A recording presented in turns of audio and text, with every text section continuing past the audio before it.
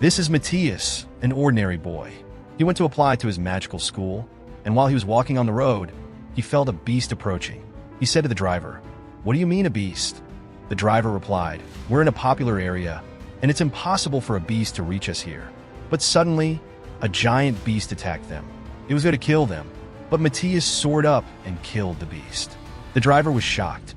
No one understood anything. But 11 will understand, my friend. The important thing is that Matias finally arrived in the city and began to explore it.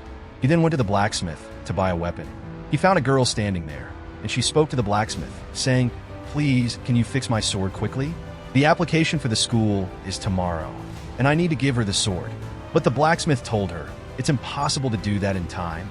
Someone needs to provide me with magic to make your sword," he said, and the girl kept pleading with the blacksmith even more. The blacksmith didn't know what to do with her. Matias heard them and approached, saying, "I'll provide you with the magic to make her sword." The blacksmith said, "Son, that's impossible for you, especially since you have the failed fourfold curse. Even if you could afford the price, it would still take at least 2 days to finish the weapon." The girl interrupted him, saying, "I agree." The blacksmith was shocked and replied, "I don't want to be responsible if you lose your gem." She said, "I trust him now, and it looks like he can do it." The two of them sat together and introduced themselves properly. The girl's name was Alma, and she was a friend of Lori. Speaking of Lori, is the matter settled? Is that Matias? As soon as he saw her, he was impressed by the girl, and he introduced himself to her nervously. Lori, upon seeing him, was also impressed and introduced herself nervously. The tension was mutual. He introduced himself as Matias, and she said, "This is the one who will make your sword." Lori was very happy and was in high spirits. Then the blacksmith arrived and said, "Here's the sword, Matias. Show us how to make it." Matias told him, "Learn, Dad," and focused his energy on the sword. In less than a second, he said, "It's done." The girls were shocked and said, "It's finished?" "Yes, you have the sword," he replied. "Try it out," he said. Then he spoke to Lori, who was still raising her sword. She found the blade in seconds, and it was in her hand. "Wow, Matias, you're amazing." Later, he impressed Matias, saying, "Please work with me." But time flew by, and soon the acceptance exam at the school arrived. They tested them with various exams, and then they took them into the arena to see their skills.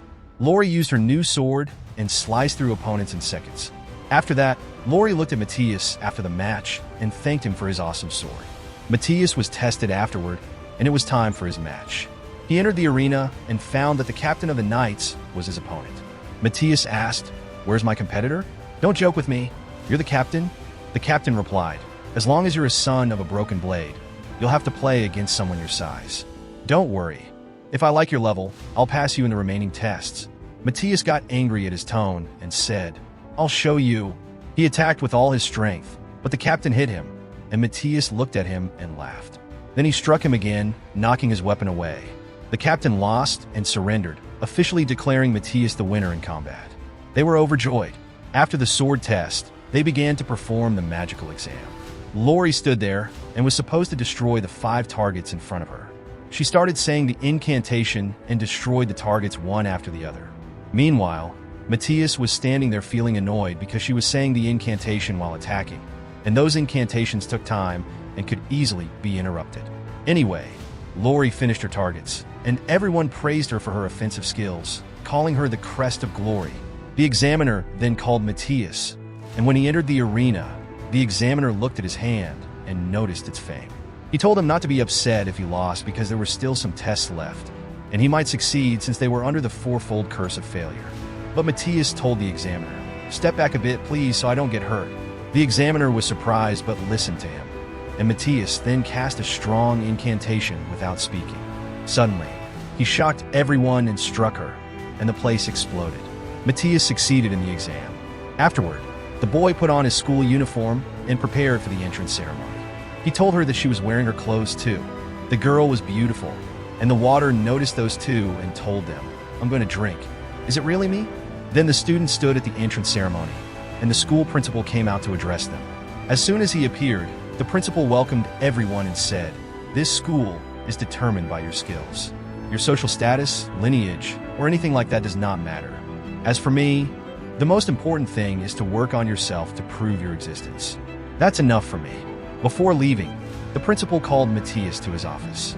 After the end of the ceremony, he was terrified. He thought, am I going to be expelled on the first day? There must be something wrong. The principal from behind him said, come in. Matias entered and waited for the principal to speak.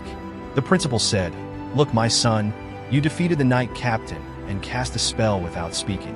You look really impressive because I know your father.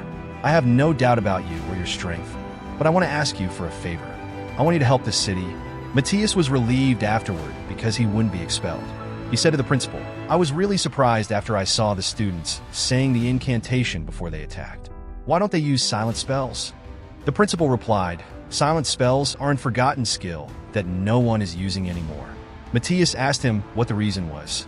He explained what had happened, saying, here in this kingdom, we classify the school as the second in magic, and that's why the first school determines how students learn.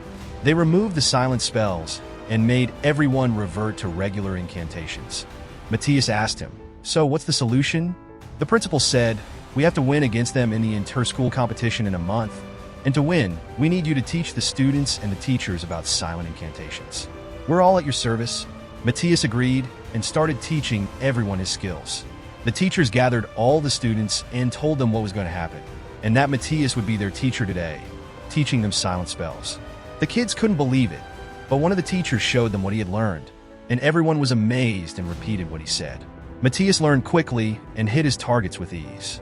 The students also began to learn, but Lori finished her magical energy, and she still couldn't learn it. So Matias took the opportunity and went to her, holding her hands. She said, what are you doing, Matias? He replied, I'm transferring my magic to you. Nothing more. What, man? Don't worry, Lori. After her energy returned, she became excited and struck her target with great innocence.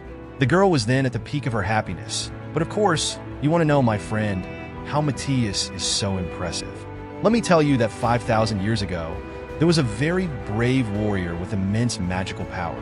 But he was never satisfied with his crest of glory and wanted the fourfold fame instead. To gain that fame, he cast a spell that sent him 5,000 years into the future. Now, Matias, let's continue the story. The important thing is that after a month, it was time for the competition between schools. Matias and the girls were in the lounge, studying their opponents. Lori said, I hope we win this year. Every year, one of the other school's teams increases, and we lose the championship. For 65 years, we've lost. They don't have anything but defeat. Matias felt a negative energy inside and asked the girls about the demons. Lori said, the demons aren't present right now, and if just one of them appeared, the whole city wouldn't be able to defeat it. He went out to compete against his opponent, saying to himself, something must be wrong. As soon as he entered the arena, he saw the three opponents mocking him, saying, a son of the crest of failure is coming to us. Where are the rest of your friends, son? They probably knew you would lose, so they didn't come. He felt quiet and realized that the person talking wasn't an ordinary human. It was a demon pretending to be one of them.